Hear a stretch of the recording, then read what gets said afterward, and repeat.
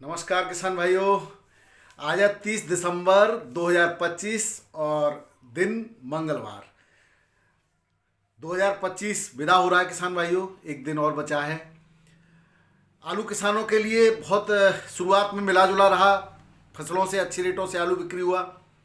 उसके बाद बीच बीच में उतार चढ़ाव आते रहे और उम्मीदों के मुताबिक लास्ट में जिस तरह से कुछ लोगों ने उम्मीद लगा रखी थी कि आलू के रेट बढ़ेंगे, हर साल बढ़ता है, नहीं बढ़ पाया। चलो कोई बात नहीं, अब जो निकल गया उसको विदा कीजिए और आने वाले समय के लिए उम्मीदों के साथ, जोश के साथ आगे बढ़िए। लेकिन हर चीज़ की एक लिमिट होती है किसान भाइयों।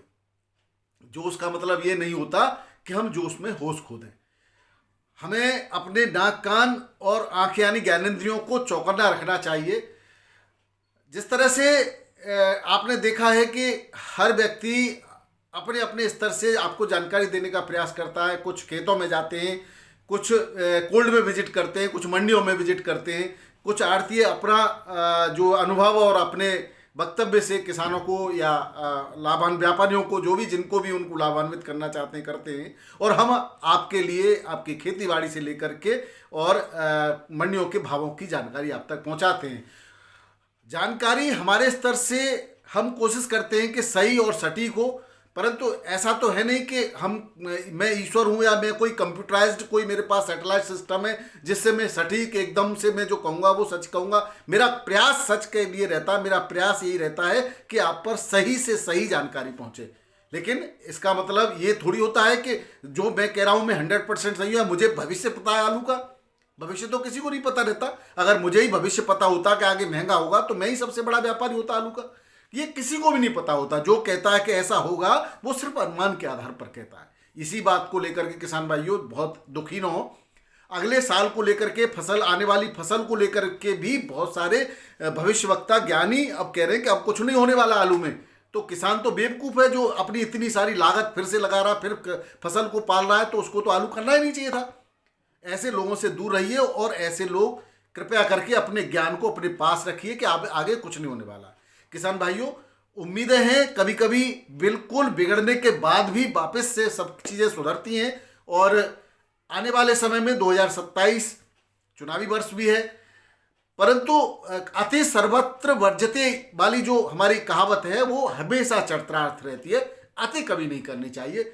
आपको अपनी फसल सिस्टम से आप काम कीजिए। बहुत ज़्यादा प्रोडक्शन के चक्कर में बहुत ज़्यादा आप फर्टिलाइजर्स का प्रयोग न करें। बहुत ज़्यादा आप जो है तमाम कंपनियां अपने अपने चीज़ों के बारे में कहती हैं कि हमारा बेहतर है, हम यूँ आलू फुला देंगे, यूँ कर देंगे, वो कर देंगे। कोई आवश्यकता नहीं है। आपने बेसल डोज से लेकर के जो ज़रूरत है, रिक्वायरमेंट है, उसकी पूर्ति करते रहिए। समय समय पर मौसम के से अपनी फसल का बचाव करते रहिए। इस समय जो सर्दी, गलन भरी सर्दी आ रही है, आने वाली है, कई जगह बहुत ज़्यादा गलन भी है। तो ऐसे में फसल में आप पर्याप्त नमी रखें। सल्फर का स्प्रे करें पाले से बचाव के लिए। अगर पाला पड़ने की संभावना हो तो सल्फर का प्रयोग करें। सिंचाई के साथ भी आप सल्फर का प्रयोग कर सकते हैं। वैसे तो ज़्यादातर जगह पर आलू की फसल सुरक्षित है। अगर कहीं पे भी किसान भाइयों झुलसा जैसी बीमारी का प्रकोप अगर दिखाई दे, बहुत दिनों तक अगर कोहरा छाया रहता है, नमी बढ़ जाती है, 100% नमी हो जाती है, तो अगैती और पिछैती दो तरह की ब्लाइट होती है, जो लेट ब्लाइट और अर्ली ब्लाइट।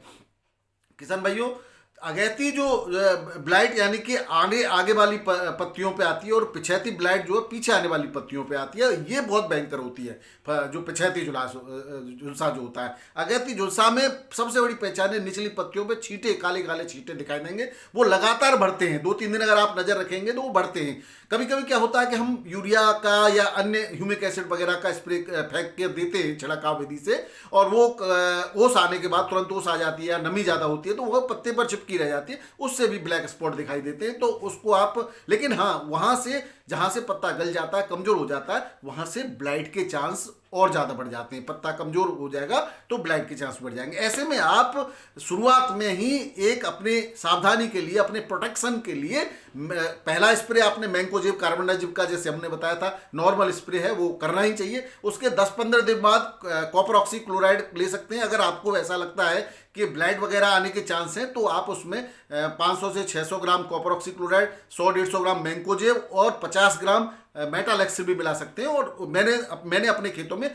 20 ग्राम मेटालेक्सिल दी थी। कोई बीमारी नहीं थी, कुछ नहीं था। जिस तरह से पत्ते जल गए थे तो मैंने वो चांस रहते हैं कि कमजोर पत्तों पर अटैक होता है, बिल्कुल ठीक हो गया, सब कुछ ठीक है। अगर आपको ऐसा लगता है कि जैसे पिछली लेट जिनकी बुवाई हुई है, लेट बुवाई में पौधों की बढ़वार सर्दी के कारण कम रहती है, 40-50 दिन की फसल होने के बाद भी अगर पौधा ठीक से अपनी वृद्धि नहीं कर पा रहा है तो आप पीजीआर का प्रयोग कर सकते हैं, जिसमें आप बहुत सारे पीजीआर हैं। मैंने ट्राइकंटेनॉल शुरुआत के दिनों में ट्राइकंटेनॉल 0.01% का 200 से 300 मिलीलीटर प्रति एकड़ के हिसाब से आप स्प्रे कर सकते हैं। पानी के साथ अगर चलाना हो तो 500 मिलीलीटर प्रति एकड़ पानी के साथ भी चला सकते हैं। तो इन सब सावधानियों के साथ आप आगे बढ़े। बहुत ज़्यादा कुछ लेने की जरूरत नहीं है कि आपने कैल्शियम नाइट्रेट भी डाल रहा है, कैल्शियम बोरोन भी डाल रहे हैं और पीजीआर भी दे रहे हैं, एनपीके 0.52% भी दे रहे हैं, एनपीके 1261 भी दे रहे हैं। शुरुआती दिनों में आपने जो फास्फोरस की पूर्ति कर दी, नाइट्रोजन की पूर्ति कर दी। अब अगर 50-55-60 दिन पर ऐसा लगता है आपको कि पत्तों में पीलापन आ रहा है, निचले पत्तों में पीलापन जो आता है वो नाइट्रोजन की कमी से आता है, तो ऐसी परिस्थिति में आप एनपीके 1261 ले लेकिन चूंकि इसमें फास्फोरस है 61%, इसके साथ कोई भी सल्फेट का माइक्रोन्यूट्रेंट नहीं लेंगे आप। चिलेटेड माइक्रोन्यूट्रेंट्स के बारे में मैं आपको कई बार बता चुका हूं। चिलेटेड माइक्रोन्यूट्रेंट्स अगर लेते हैं तो 700-800 ग्राम से 1 kg, 700-800 ही पर्याप्त है, मैग्नीशियम चिलेटेड, और 400-500 ग्राम फेरस चिलेटेड, और 100 ग्राम आप ले ले जो है जिंक चिलेटेड, और 100 ग्राम ही ले ले मैग्नीज चिलेटेड, और इसके साथ 150 ग्राम बोरोन मिलाकर के स्प्रे कर दीजिए। बहुत ज़्यादा महंगा जुगाड़ नहीं, मैं जो बताता हूँ आपको बहुत महंगे नहीं है। बाकी आप पैसा अगर खर्च करना चाहते हैं तो बहुत सारी कंपनियां हैं, ब्रांडेड कंपनियां हैं, वो माइक्रोन्यूट्रेंट्स देती हैं अपने नाम से, आप उसको भी स्प्रे कर सकते हैं। इनका आप स्प्रे कर दें फंगिसाइड के बाद में तो कोई प्रॉब्लम आएगी नहीं, बहुत ज़्यादा कुछ लगाने की आवश्यकता नहीं है। और जिनके खेतों में चूने की कमी होती है यानी तो वो कैल्शियम क्लोराइड भी साथ में ले सकते हैं इसके में। अगर बोरोन ले रहे हैं आप, बोरोन 500 ग्राम प्रति लीटर कर रहे हैं आप, पानी के साथ भा रहे हैं, तो उसकी आवश्यकता ही नहीं।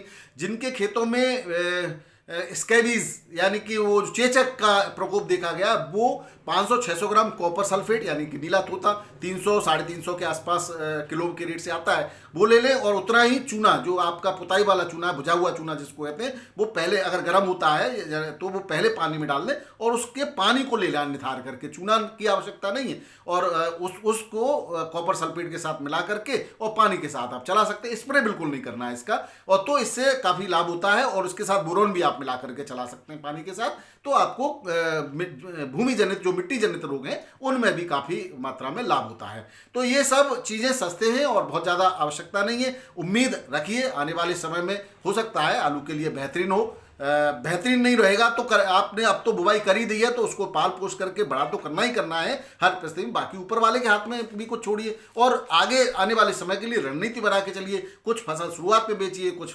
20-25% के हिसाब से टुकड़ों में डिवाइड कर लीजिए, इस तरह से बेचना है अब, लेकिन वो बाद में बात करेंगे। तो किसान भाइयों, सामान्यतः कॉपर ऑक्सीक्लोराइड की मात्रा 500 ग्राम प्रति एकड़ होती है। इसके साथ अगर रोग दिखाई दे रहा है तो मैंकोजेब भी मिला सकते हैं 200 ग्राम, मेटालेक्सिल भी 20-25 ग्राम से लेकर 50 ग्राम तक। आप अपनी फसल के रिक्वायरमेंट के हिसाब से मात्राओं को बढ़ाएंगे। बेल्डामाइसिन यानी एंटीबायोटिक का भी प्रयोग करते हैं 250 ml प्रति एकड़, 200 से 250 ml प्रति एकड़ एंटीबायोटिक भी मिला लेना चाहिए। और अगर कहीं कोई माहू या कीट दिखाई दे रहा है, पत्तों पर चिपका हुआ कुछ दिखा तो आप इसके साथ कोई कीटनाशक भी मिला करके दे सकते हैं। हालांकि कॉपर के साथ कीटनाशक की आवश्यकता नहीं पड़ती है। इसके अलावा किसान भाई, अगर रोग आ ही गया है तो आप उस रोग के जिस क्षमता का रोग है उस रोग के हिसाब से जो है कोई भी अच्छा फंगिसाइड का प्रयोग करें। उसके साथ किसी भी प्रकार का माइक्रोन्यूट्रेंट रोग आने की परिस्थिति में प्रयोग नहीं करना है आपको। करजेट का बहुत सारे लोग पूछ रहे हैं, करजेट बढ़िया है और दोनों ही तरह से काम करता है, बहुत काफ़ी रोगों में काम करता है, तो करजेट का भी प्रयोग कर सकते हैं। इसमें 18% जो साइनोमोक्सिल होता है और 64% मैंकोजेब होता है। तो जो अगर आपने शुरुआत से मैंकोजेब वगैरह लेके चले तो बहुत हैवी कुछ चीज़ की जरूरत ही नहीं पड़ती। जब 70-80 दिन के बाद आपकी फसल बेहतरीन हो जाए तो फिर कुछ भी स्प्रे करने की आवश्यकता आपको नहीं पड़ेगी। आज के भावों की थोड़ी चर्चा करें तो दिल्ली आजादपुर मंडी में गाड़ियों की संख्या 136 है, जिसमें 56 बैलेंस बताई गई। पुराने आलू की बात करें तो चिप्सोना की 11 है और सूर्या की 12 है। नया की भी एक गाड़ी चिप्सोना की है, संबल की 59 ने, नई पंजाब की 27 है, लाल एलआर आलू की 16 गाड़ियां हैं और ओल्ड की भी एक गाड़ी। इस तरह से किसान भाइयों रेटों की बात करें तो रेटों में कोई खास कहीं परिवर्तन नहीं है, वही जो चल रहे थे उसी रेट से आलू की बिक्री हो रही है आज और कल में। बात करें बाराबंकी की तो यहाँ पर भी शाहबाद का आलू 650 से 700 रुपये क्विंटल के रेट से बिक्री हो रहा है। नया कानपुर की बात करें तो आज गाड़ियों की संख्या में कमी देखी गई, 20-25 गाड़ियां मात्र है नए आलू की और 15 से 20 हजार पैकेट की आमदनी बताई गई है। सफेद आलू 550 से 600, बहुत सुपर क्वालिटी का कोई हो तो 650 तक की बिक्री क्विंटल की है किसान भाइयों। लाल आलू की 800 से 850, सुपर क्वालिटी का 1100-1050 रुपये क्विंटल के रेट से बिक्री हो रहा है। फरुखाबाद में 80 जो है गाड़ियों के आसपास की आमदनी बताई गई किसान भाइयों। सफेद आलू 421-551 रुपये क्विंटल के रेट से बिक्री हुआ है। हल्की क्वालिटी का 300 से 400 रुपये क्विंटल के रेट से यहाँ पर बिक्री हुआ है। ठटिया मंडी की बात करें तो यहाँ पर सफेद आलू 215, 221, 231, 251 और 261 रुपये पैकेट के लॉट बिक्री हुए। वहीं लाल की बात करें तो कंचन 400 से 450 और पुखराज 500 से 550 रुपये पैकेट के रेट से बिक्री हुआ है। बात करें जयपुर की तो यहाँ पर पुराने आलू की 30 गाड़ियां और नए की 40 गाड़ियां। पुराना 5 से 6 रुपये किलो और नए आलू 7 से 8 रुपये किलो के रेट से बिक्री हो रहा है। इंदौर मंडी में 6 से 7 हजार पैकेट की आमदनी है नए आलू की किसान भाइयों। ज्योति की क्वालिटी में बेहतर होती पकी हुई क्वालिटी अब आने लगी है और ज्योति आलू सुपर क्वालिटी का 13-13.5 रुपये किलो एक आध लॉट, ज़्यादातर आलू 10 से 12 रुपये किलो और हल्की क्वालिटी का 7 से 9 रुपये किलो के रेट से बिक्री हुआ। वहीं LR 7 से 11 और जो FC आलू है, जो FC3 वगैरह, FC1, FC2, FC3 वो 10 से 11 रुपये किलो। पुखराज आलू 5 से 7 रुपये किलो के रेट से इंदौर मंडी में बिक्री हो रहा है। बात करें मुंबई की तो आज बैलेंस की बात करें 21 गाड़ियां बैलेंस हैं, जिसमें यूपी की पुराने आलू की 11 गाड़ियां, नए की 1, मध्य प्रदेश की जो गाड़ी है वो 9 है किसान भाई नए आलू की। इस तरह से जो गाड़ियों की संख्या 21 है। अगर सुबह आमदनी की बात करें तो 28 बड़ी गाड़ी और 16 टेम्पो मिला करके 44 गाड़ियों में 17,780 पैकेट की आमदनी देखी गई, जिसमें यूपी का 97, जूट का पुराना आलू 12 से 13 रुपये किलो, हल्की क्वालिटी का 9 से 10 रुपये किलो और नया आलू विभिन्न भावों से बिक्री हो रहा है। MP का सुपर क्वालिटी का जो चिप्स वैरायटी है वो 15 से 20 रुपये किलो के रेट से और बाकी 8 से लेकर के 12-14 रुपये किलो के रेट से बिक्री हो रही है। औरंगाबाद में यूपी की पुराने आलू की 5 गाड़ियाँ 9 से 10 रुपये किलो बढ़िया क्वालिटी का। जलगांव में 2 गाड़ियाँ 10 से 11 रुपये किलो बढ़िया। पुणे के अंदर 26 गाड़ियां, इसमें 11 बैलेंस हैं, 8 से 11 रुपये किलो। एक्स्ट्रा सुपर क्वालिटी का 12-13 भी बिक्री हो जाता है और हल्की क्वालिटी के कोई रेट नहीं है। इंदौर मंडी में 16 गाड़ियां, इसमें 3 बैलेंस हैं, 15 से 16 रुपये किलो, हल्की क्वालिटी का 10 से 14 के रेट से बिक्री हो रहा है। बेंगलोर मंडी में 15,327 पैकेट की टोटल आमदनी है। यूपी का आलू 15 से 17 रुपये किलो, हल्की क्वालिटी का 8 से 10 रुपये किलो। नासिक मंडी में यूपी की 23 गाड़ियां हैं, 11 से 12 रुपये किलो के रेट से बिक्री हो रहा है। चेन्नई में 8 गाड़ियां के समय 15 से 17 रुपये किलो, ज़्यादातर 14, 15, 16 और हल्की क्वालिटी का 10 से 12। नया आलू जो इंदौर का है वो 16 गाड़ियां हैं, 14 से 16 रुपये किलो के रेट से बिक्री हो रहा है। मदुरई मंडी में 8 से 9 गाड़ियां हैं, 14 से 16 रुपये किलो। तिरछी मंडी में 5 गाड़ियां हैं, 14-15 रुपये किलो सुपर क्वालिटी, हल्का 9 से 12-13। इंदौर की 1 गाड़ी है, 18 से 20 रुपये किलो के रेट से बिका। मेटापालम मंडी की बात करें तो टोटल 81 गाड़ियां, जिसमें ऊटी की 51 है, 27 से 36 रुपये किलो रेट है। कोलार की 4 है, 26 से 29 रुपये किलो के रेट है। इंदौर की 16 है, 18 से 22 रुपये किलो के रेट है। आगरा की 10 है, 16 से 17 रुपये किलो सुपर क्वालिटी का, हल्का 9 से 10 रुपये किलो भी बिक रहा है। तो ये थे किसान भाइयों आलू के भाव मंडियों में और आपके लिए जो आलू के लिए स्थिति परिस्थिति की चर्चा। बहुत बहुत धन्यवाद, नमस्कार, आदाब, सत श्री अकाल, राधे राधे, जय जवान जय किसान। आपका दिन मंगलमय हो।